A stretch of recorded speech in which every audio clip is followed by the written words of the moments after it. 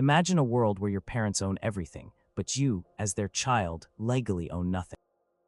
Now imagine that even after you grow up, get married, and work tirelessly every single day, you still own nothing. Your hard work, your family's land, even the clothes you wear, it all belongs to someone else. What if that someone else was almost always a man, and the year was 1110? Number 6, your name was their name. The law made you someone else's. In the year 1110, across much of Europe, the legal standing of women was, to put it mildly, complicated, but mostly it was defined by what was known as coverture. This wasn't just a quirky local custom. It was a deeply ingrained legal principle, often passed down from Roman law and adapted by medieval Christian societies, that essentially swallowed a woman's legal identity whole once she got married. Before marriage, a woman was considered a minor, under the legal guardianship of her father or closest male relative. She was in many ways an extension of his household, and any property she might have inherited or brought with her, known as a dowry, was not truly hers to control or sell. It was administered by her father. Then came marriage, and that's when things really shifted. Under coverture, the very moment a woman said, "I do," her legal existence became one with her husband's. Think of it like pouring a glass of water into a much larger, already full pitcher. The water doesn't disappear, but it loses its individual shape and becomes indistinguishable from the rest of the liquid. For a married woman, her legal personality, her rights, her debts, and most importantly, her property, were absorbed into her husband's. He became her legal representative, her feme covert, meaning covered woman. This wasn't about love or partnership in a modern sense. It was about legal fusion. What did this mean in practical terms for property rights? It meant a married woman could not own property in her own name. She could not buy or sell land, buildings, or even livestock without her husband's permission. If she had owned land before marriage, perhaps inherited from a deceased relative, that land immediately became her husband's property upon their wedding day. He could manage it, sell it, or lease it as he saw fit, often without needing her consent. Her dowry, which was supposed to secure her future and provide for her during the marriage, was also under his control. He could use its profits, and in many cases, he could even spend down its principal. While there were legal nuances and some regional variations, particularly in parts of southern Europe where Roman law had a stronger lingering influence, the general rule was overwhelmingly against a wife's independent property ownership. Imagine being a leaner, a woman in 1110 who had inherited a small but productive plot of farmland from her mother. This land had been in her family for generations. She had grown up working its soil, knowing every stone and every furrow, but then she married Thomas. The wedding ceremony might have been a joyful occasion, a community celebration. Yet the moment the vows were exchanged, Eleanor's legal connection to her beloved land vanished. It was now Thomas's land. He could decide to grow different crops, to sell a portion of it, or even to rent it out to someone else, all without needing to consult Eleanor. Her voice in the matter was legally silent. She might still work the land, still contribute her labor, but the power over it, the legal ownership, had transferred. This concept of coverture was not seen as unfair or oppressive by most people at the time. It was simply the natural order of things, a reflection of the perceived roles of men and women in society and within the family unit. Men were seen as the heads of households, the protectors, the providers. Women were seen as needing protection and guidance, much like children. The legal system was designed to reinforce this hierarchy. It was believed that a single, unified legal identity for the family, represented by the husband, made for a more stable and orderly society. If a wife could independently own property, or enter into contracts, or incur debts, it was thought that this would create confusion, potential conflict within the marriage, and a breakdown of social order. Unmarried women, particularly widows, there was a brief window of slightly more autonomy. A widow, known as a feme sole, meaning single woman, could, in some regions, regain control over her original dowry, and sometimes even a portion of her husband's estate, known as dowry. This was often granted to ensure her survival and the upbringing of any children. However, this autonomy was often temporary, and she was expected to remarry, at which point she would once again fall under coverture. Even as a widow, her ability to truly accumulate wealth or expand her property independently was limited by societal expectations and the very structure of the economy, which was heavily male-dominated. The ramifications of coverture went beyond just land. It affected a woman's ability to engage in trade, to borrow money, or to make legal decisions on her own. If a woman had a skill, say as a weaver or a baker, any income she earned from that work was legally her husband's. He was entitled to it. While she might manage the household finances and the day-to-day operations of a family business, the ultimate legal authority and ownership rested with him. This legal subordination was a fundamental reason why women in 1110, despite their crucial contributions to the economy and daily life, held almost no property rights in their own names. Their legal identity was, in essence, subsumed by the men in their lives, a stark truth that shaped their entire existence. Number 5. Land for lances. Why knights, not ladies, held the deeds. Imagine a giant, sprawling board game where the pieces are plots of land, and the goal isn't just to accumulate them, but to defend them with swords and shields. This wasn't a game, it was the reality of the feudal system in 1110, and it was a massive barrier to women owning property. The very foundation of wealth and power in this era was land, and land ownership was inextricably linked to military service.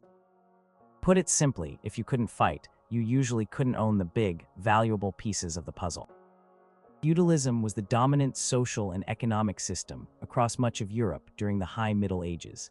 At its heart, it was a reciprocal arrangement. A king or a powerful lord would grant a large estate, known as a fief or a feud, to a lesser lord or knight. In return for this land, the vassal, the one receiving the land, pledged loyalty, counsel, and most importantly, military service. This meant providing a certain number of armed men knights, foot soldiers, to fight for the lord whenever he needed them. This was not a symbolic gesture, it was the backbone of medieval warfare and security. Without loyal armed vassals, a lord could not defend his territory, project his power, or even collect taxes effectively. Because land was tied so directly to military obligations, the primary beneficiaries of this system were men. Boys were trained from a young age in the arts of war, swordsmanship, horsemanship, jousting, the use of a lance. They were expected to be able to don armor, ride into battle, and lead men. These were not roles traditionally or practically open to women. While there were exceptional women who might defend a castle in a siege, or even lead troops in rare instances, often out of necessity, or in a regent capacity, these were deviations from the norm. The standard expectation was that military service was a male domain. Consider a powerful duke in 1110, looking to distribute his vast holdings to his loyal followers. He would grant a large piece of land, a manor, to Sir Reginald, a strong and experienced knight. Sir Reginald, in turn, would owe the duke military service, perhaps providing 5 fully armed knights and 20 foot soldiers whenever summoned. Sir Reginald would then subdivide portions of his manor to his own vassals, who would owe him similar service. This chain of obligations, all ultimately leading back to military strength, permeated society.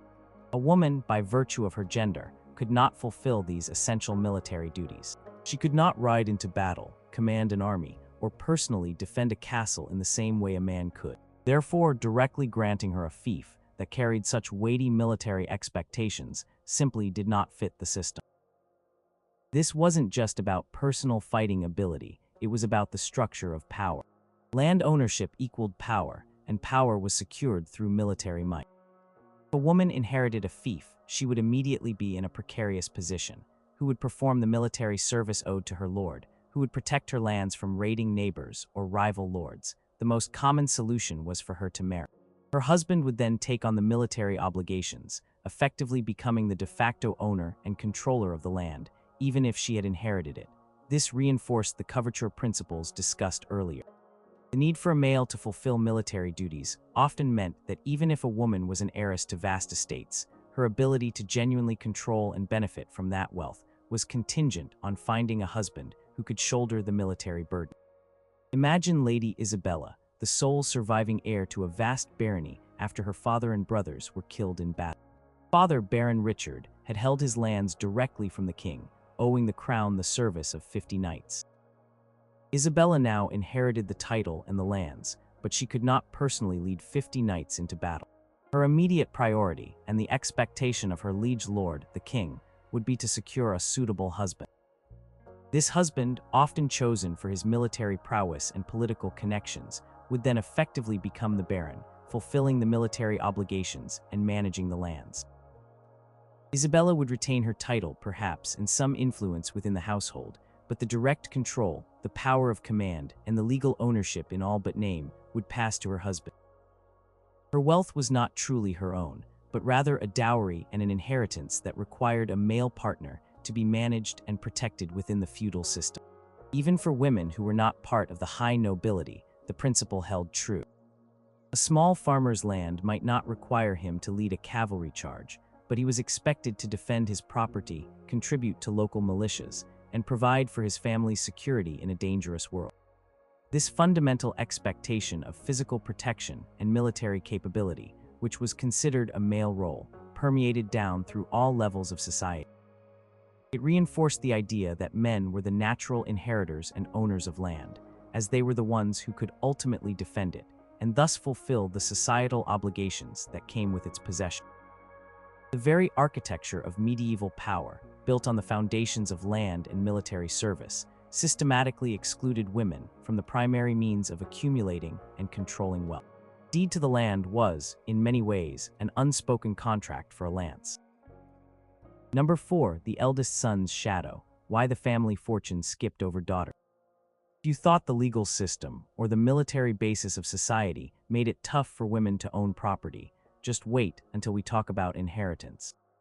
In 1110, one of the most powerful forces shaping who got what was a system called primogeniture. This wasn't some minor footnote. It was a giant, deeply ingrained principle that almost always ensured that the family's land and titles went straight to the eldest son, leaving daughters in a very different position, often with little to no direct control over the family's wealth. Primogeniture literally means first birth or firstborn. It was the legal custom, especially prevalent in noble and landholding families across Western Europe, that the entire inheritance, the land, the titles, the castle, the forests, the farms passed undivided to the eldest legitimate son. This wasn't about fairness or equal distribution among children. It was about maintaining the integrity and power of the family estate. The idea was to prevent the fragmentation of valuable lands, which would weaken a lord's military power, political influence, and overall status. A large, unified estate was a stronger estate, more capable of supporting knights, maintaining defenses, and generating significant income. So if a powerful baron, Lord William, died in 1110, his vast lands and ancient title would pass directly to his firstborn son, Robert. Even if Robert was a young boy, perhaps not yet capable of managing such an estate, he was the designated heir.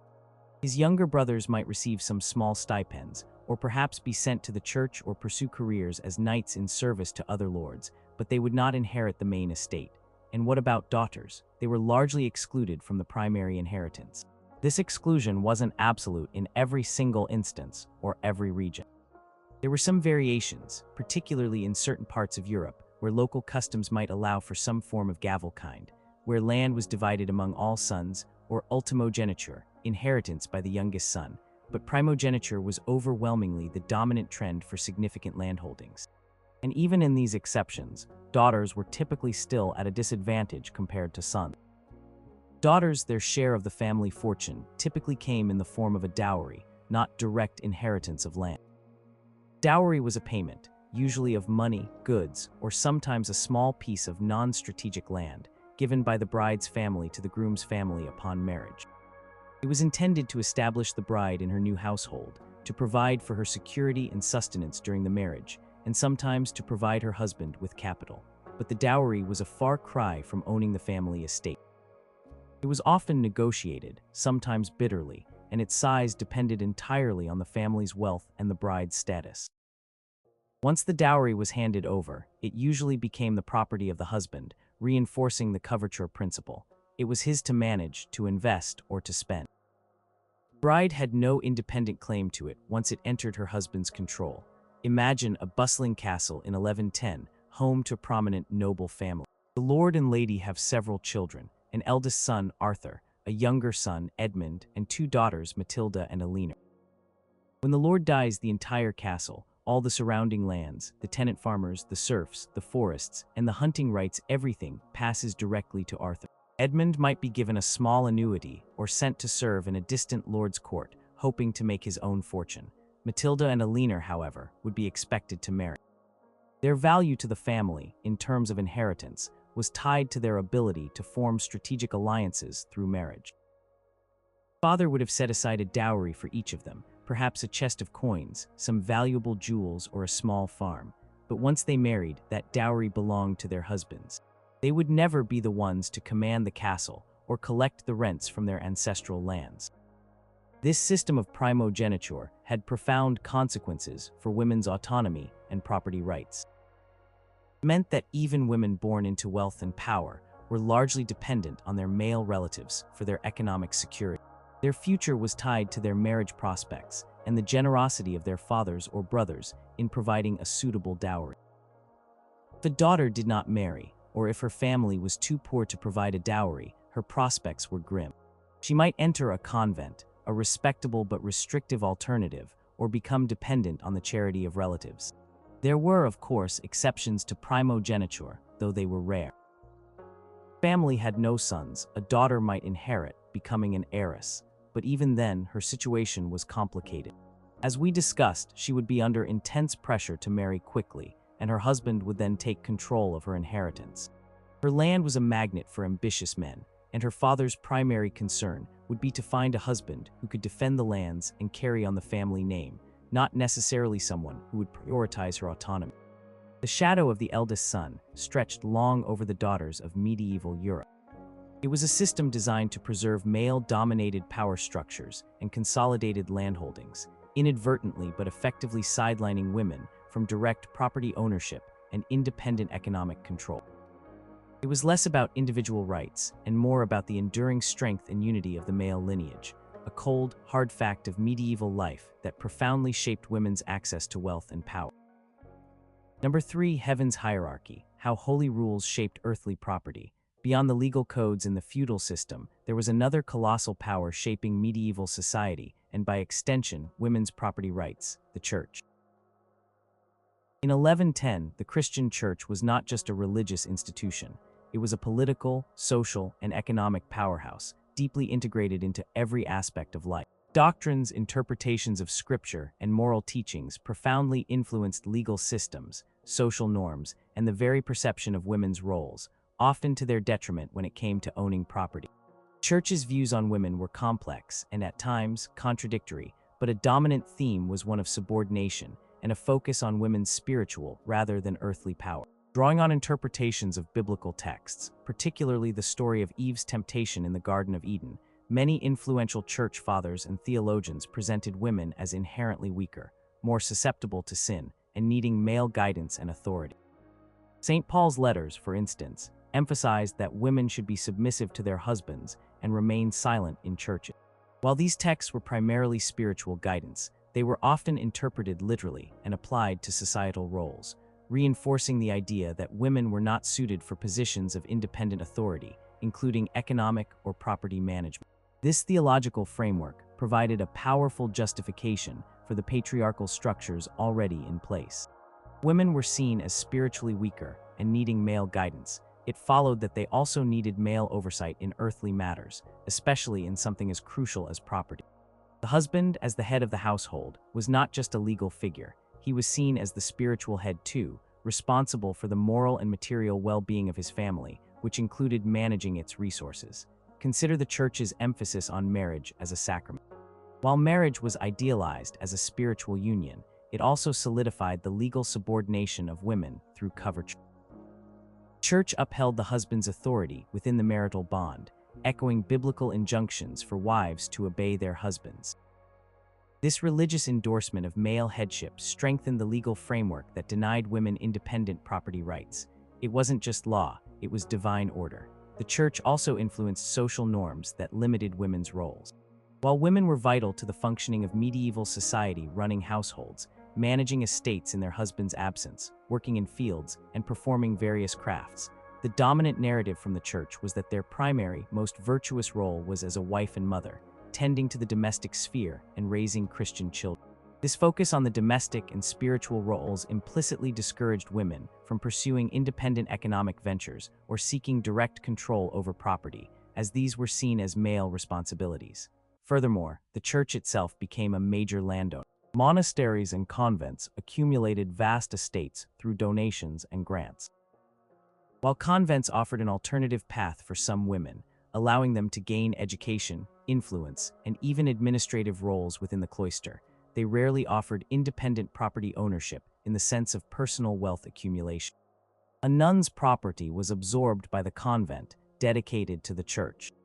For laywomen, the church's teachings generally reinforced the existing property arrangements rather than challenging them. Imagine a priest giving a sermon in a village church in 1110. He might speak of the sanctity of marriage, of the wife's duty to her husband, and the husband's responsibility to protect and provide for his family. He might quote verses that emphasize the husband's headship. These sermons, delivered weekly to the entire community, were not just spiritual lessons, they were lessons in social order. They reinforced the idea that men were naturally the decision makers, the leaders, and therefore the rightful controllers of property. If a woman felt a spark of ambition to manage her own inheritance or to engage in commerce independently, these pervasive messages from the most powerful institution of the day would subtly, yet powerfully, discourage it. Even practices related to wills and inheritance were influenced by church doctrine.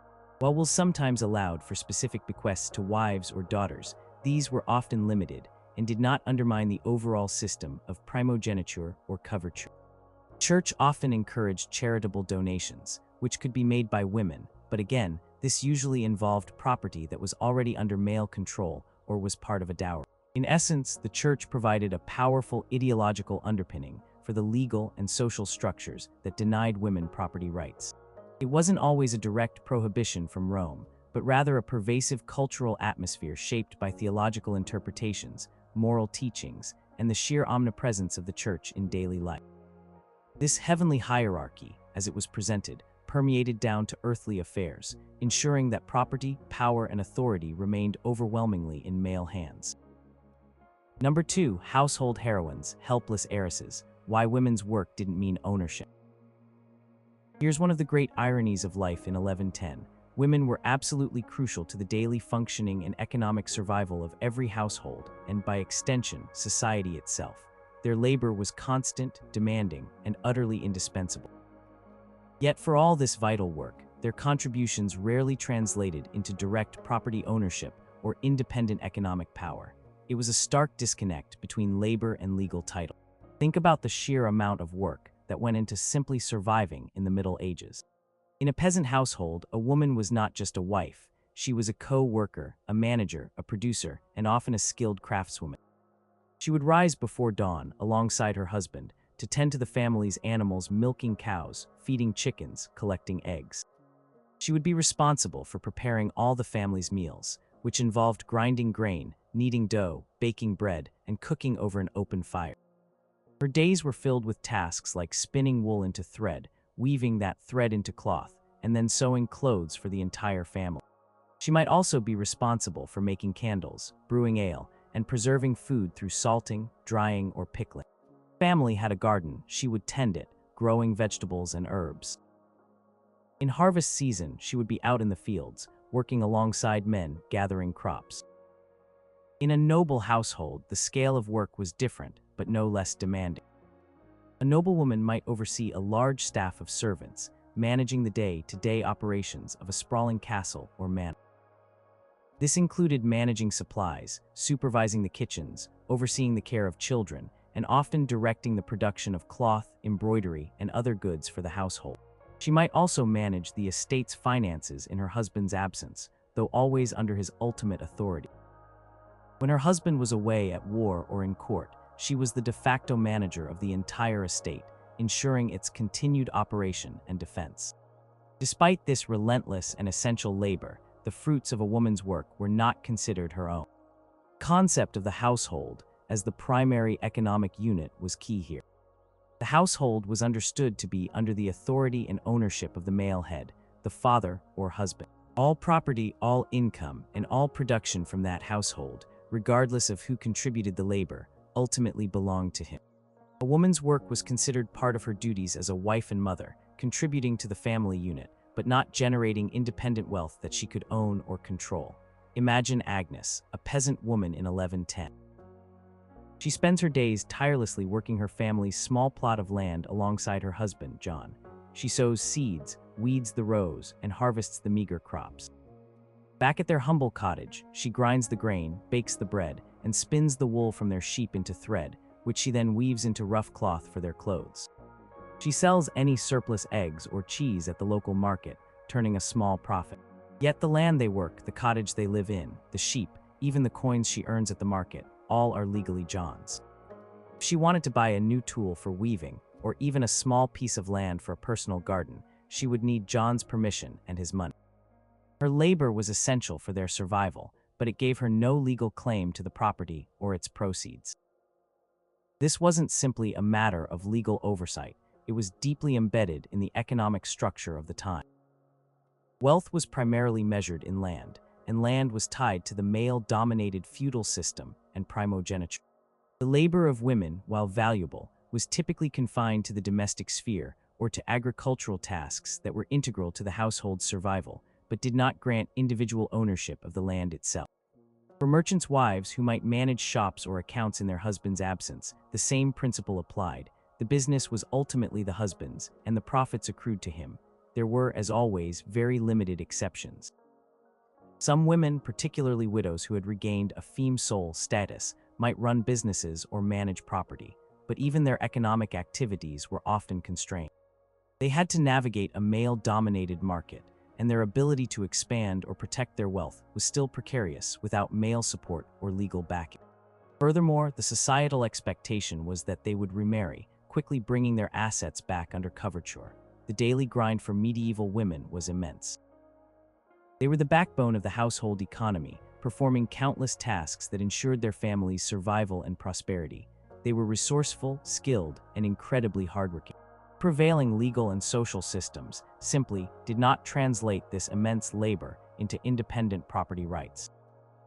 Their work was seen as contributing to the household, not as creating individual wealth that they could own, control, or inherit. They were indeed heroines of the household, but in terms of legal property, they were often helpless heiresses, dependent on the male head of the family. Number 1, the weight of expectation.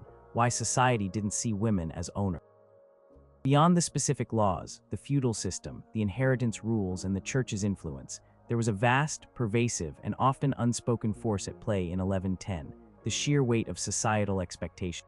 This was the deeply ingrained cultural belief system that dictated women's proper roles and capabilities, shaping everything from how they were educated to what ambitions were considered acceptable. This powerful tide of social norms meant that even if a loophole existed in the law, or a woman somehow managed to inherit property, the prevailing view of her place in the world made true independent ownership a lonely and challenging path. From the moment a girl was born in 1110, her life path was largely predetermined by her gender. Boys were raised with the expectation of becoming knights, farmers, craftsmen, or priests, roles that involved public life, leadership, and ultimately property ownership. Girls, on the other hand, were primarily raised to be wives and mothers. Their education, whether formal or informal, focused on skills deemed appropriate for running a household, managing servants, if they were noble, and raising children. They learned domestic arts, perhaps some literacy and religious instruction, but rarely were they trained in legal matters, land management, or military strategy, skills essential for protecting and profiting from large estates. This wasn't about individual potential, it was about predefined roles. Society simply did not perceive women as independent economic actors capable of managing significant property. The expectation was that women would be dependent, first on their fathers, then on their husbands. Their identity was tied to their marital status and their reproductive capacity, their ability to bear children, particularly sons, who would then inherit the family name and lands. Consider the social pressure on a noblewoman in 1110. Her value was often tied to her beauty, her lineage, and her ability to produce male heirs. Her marriage was a critical alliance, a strategic move between families designed to consolidate land, power, or wealth. In this context, her own direct property ownership was secondary, if it was considered at all. If she somehow became an heiress without brothers, the focus quickly shifted to marrying her off to a man who could take control of her inheritance and fulfill the associated obligations.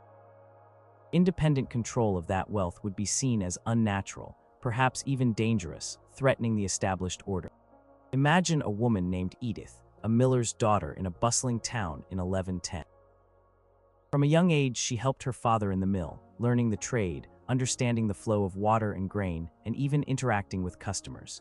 She was smart, capable, and understood the business intimately. Yet when her father passed away, the mill, his livelihood and the family's main asset, would most likely pass to her brother, or her husband if she was married, or a male cousin if she had no brothers. Despite her practical knowledge and years of experience, society's expectation was that a man would own and run the mill. Edith's role would be to assist him, to manage the household associated with the mill, but not to be the legal owner or the primary decision-maker. This pervasive attitude created a self-fulfilling prophecy. Because women were not expected to own property, they were not educated or empowered to do so. And because they lacked the formal education and legal standing, their capacity for independent ownership was further limited, reinforcing the initial societal expectation. This cycle was incredibly difficult to break. Even women who managed to carve out some economic independence, perhaps as powerful abbesses running large monastic estates, or as wealthy widows who managed their own businesses, often did so by navigating a system built for men. They were often exceptional figures, operating within very specific contexts, rather than representing a general norm. Their very existence often highlighted how unusual it was for women to exert such control. The societal norms also manifested in everyday language and customs. Legal documents and charters overwhelmingly focused on male lineages. The very notion of a head of household was almost universally male. Public roles such as serving on juries, participating in town councils, or holding official positions were entirely male domains. All these reinforced the idea that property was a male concern, intricately linked with public power and authority. So while laws and systems were concrete barriers, the invisible, yet incredibly strong, chains of societal expectation were perhaps the most insidious. They shaped mindsets, limited opportunities, and defined what was considered normal and appropriate for women. In 1110, society simply did not envision women as independent property owners, and this powerful, unspoken truth was arguably the deepest foundation of their lack of rights. It was a world where men owned the land, the titles, and the power, not just by law, but by the very understanding of who they were meant to be.